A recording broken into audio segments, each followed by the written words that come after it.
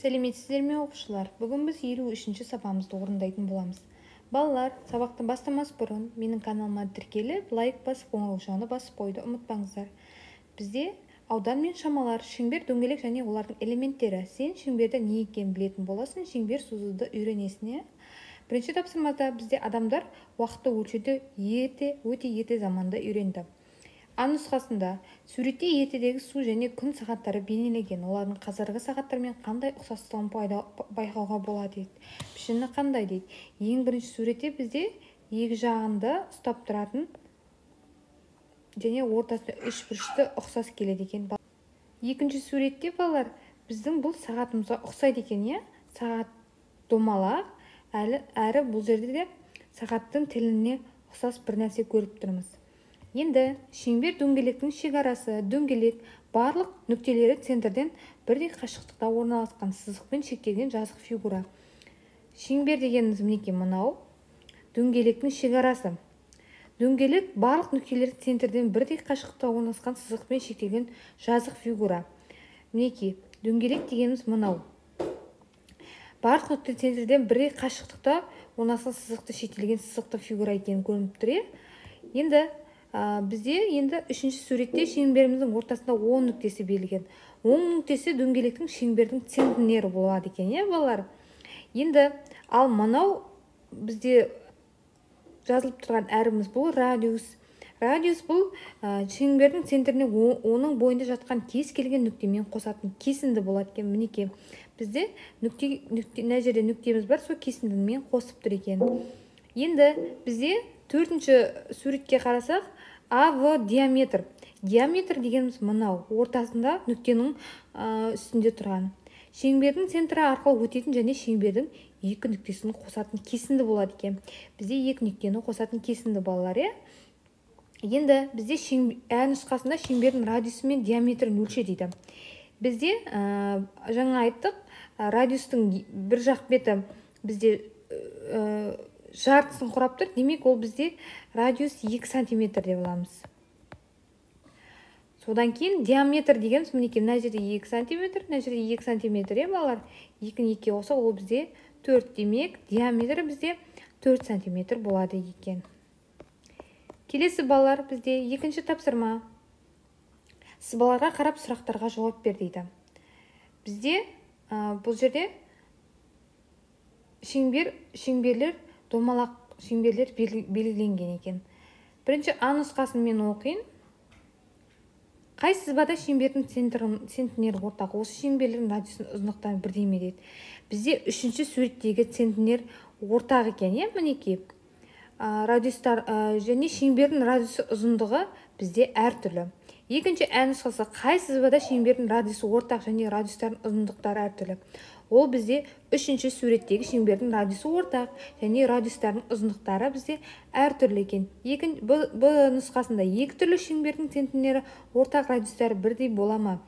Екі түрлі шеңбердің центнері ортақ және радиустары бірдей ешқашан бола алмайды екен, балалар.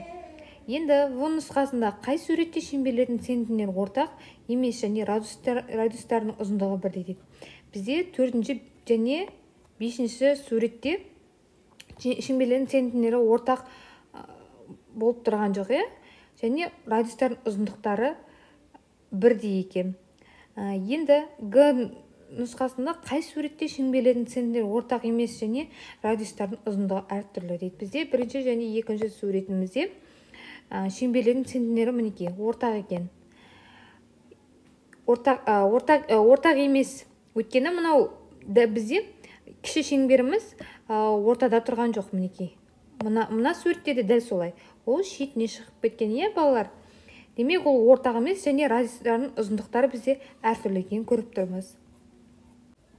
Келесі балалар үшінші тапсырмада берілген радиустағы шеңберді салу реті дейді.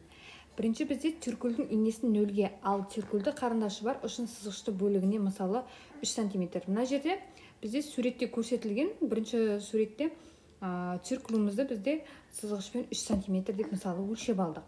Екінші, осы өлшеммен циркульді тор көзді параққа қой дейді. Енді осы өлшеммен біз параққа қоямыз және оны ортаңға ине бөлігін O нүктесіне қойып, Үшінші, циркульдің қарындаштары бар, ұшын дәптермен бетімен мұқият айналдыр дейді. Келесі қарындашы бар жағын біз қолымызбен айналдырып шығамыз. Сонда бізде радиусымыз 3 сантиметр деп алайық. Диаметр бізде 2 және көбейтілген радиус. Енді осы формулаға саламыз. Біз енді диаметрін табатын болсақ, екімізбен мұна 3 сантиметрімізді көбейтеміз. Сонда диаметр бізде 6 сантиметрге тең болады. Келесі төртінші тапсырма. А нұсқасында дәптеріңе циркульдің көмегімен радиусы 2 сантиметр, 3 сантиметр, 1 сантиметр болатын шеңберді сыз дейді. Біз міне А нұсқасында радиусы 2 сантиметр болатын сыздық. Содан кейін барып, екінші шеңберде радиусы 3 сантиметр болатын шеңберді сыздық. Одан кейін бізде үшінші кіші шеңберде радиусы 1 сантиметр болатын шеңберді сыздым. Енді Ә нұсқасында әр шеңбердің диаметрін өлше, шеңбердің радиусы оның диаметрінен қанша есе кіші болатынын анықта.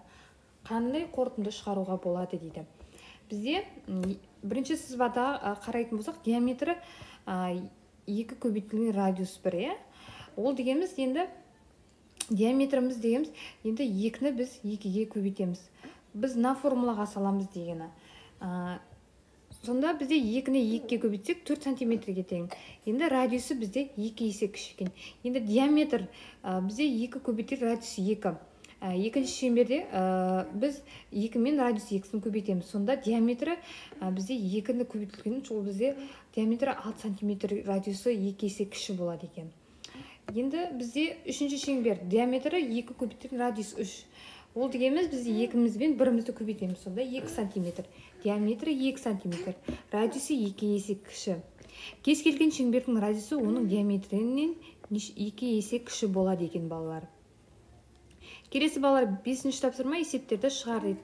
А нұсқасында адам тәуліктің 3-тен 1 бөлігіне ұйықтайды, ал қалған уақытына ояу болады. Адам қанша уақыт ұйықтайды? Қанша уақыт ояу болады делінген. Бізде бір тәулікте 24 сағатымыз бар балалар, ұйықтайды 1 сағатта 3-тен 1 бөлігі деп тұр. Ояу болатын неше сағат екен сұрап тұр. Демек біз 24-імізді бірінші бөлеміз 3-ке, сосын барып 1-мізге көбейтеміз екенбіз.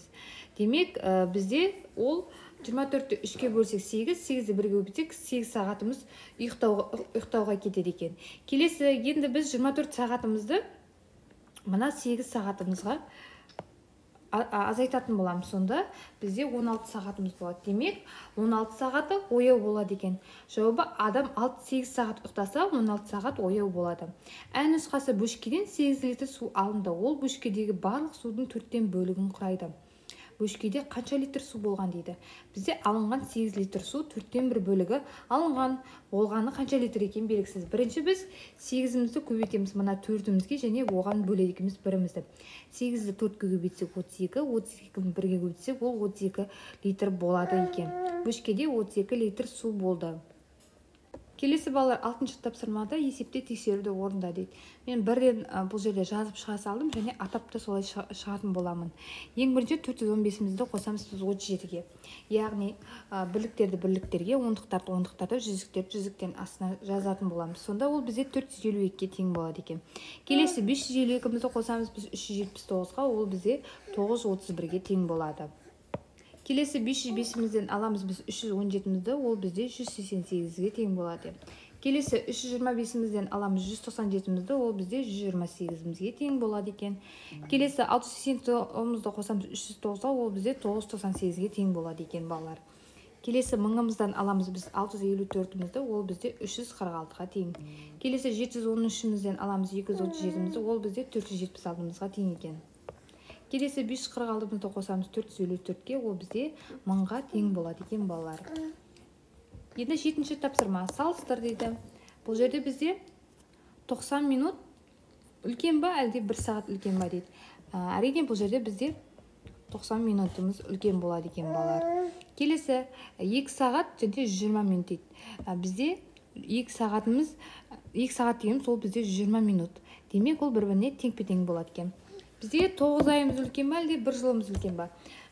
9 ай, 1 жылда бізде 12 ай бар, балалар. Демек бізде бұл жерде 1 жылымыз үлкен болады екен. Келесі бір жыл үлкен ба әлде 12 айымыз ба? Бір жылда бізде 12 ай бар, демек ол бір-біріне тепе-тең болады екен. Келесі 2 сағат 15 минутымыз үлкен ба әлде 150 минутымыз ба балалар? Ол жерде бізде 150 минутымыз үлкен болады екен.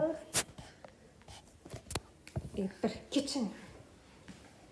Бір күш, бір айнық күш. Келесі балалар 6-шы тапсырмада есепте тексеруді орында дейді. Мен бірден бұл жерде жазып шыға салдым және атап та солай шығатын боламын. Ең бірінші 415-мізді қосамыз біз 37-ге. Яғни бірліктерді бірліктерге, ондықтарды ондықтарды, жүзіктерді жүзіктен астына жазатын боламыз. Сонда ол бізде 452-ге тең болады екен. Келесі 552-мізді қосамыз біз 379-ға, ол бізде 931-ге тең болады.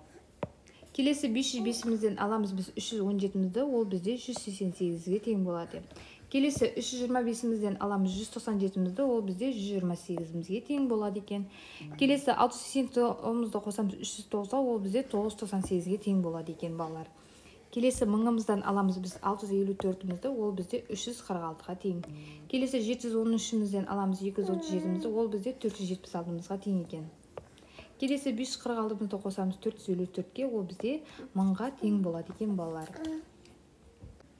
Келесі балалар 7-ші тапсырмада салыстыр дейді. Бізде 90 минутымыз үлкен ба әлде 1 сағатымыз үлкен ба дейді.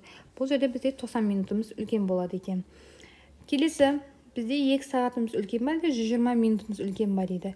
Бізде 2 сағатта 120 минутымыз бар, демек ол бір-біріне тепе-тең.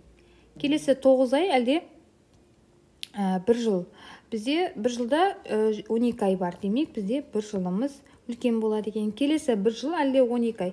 1 жылда бізде 12 ай бар, демек ол бір-біріне тепе-тең болады. Келесі 2 сағат 15 минут әлде 150 минутымыз үлкен деп тұр.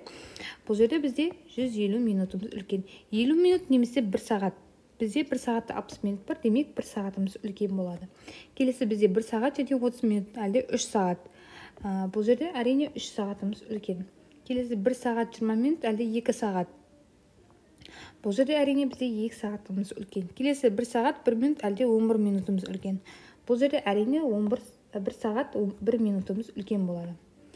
Келесі 8-ші тапсырма. Барлық дөңгелектің өлшемі бірдей. Дөңгелектердің диаметрі мен радиусын тап дейді. Бізде диаметрі 4 сантиметрге тең. Демек бұл жерде біз 2 көбейтілген диаметр формуласына саламыз. Ол бізде 4 сантиметрге тең екен. Енді диаметрін өлшейтін боламыз және радиусын неше сантиметрге тең екенін білетін боламыз. Демек 4 пен 2-мізді біз бөлеміз, сонда ол бізде ортаңғы 2 сантиметр болады екен.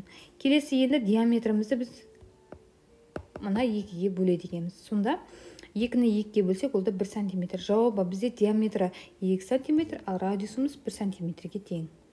Келесі 9-ші тапсырма. Тоғжан, Балжан, Маржан, Айжан және Айжан қағаздан әртүрлі фигуралар қиды.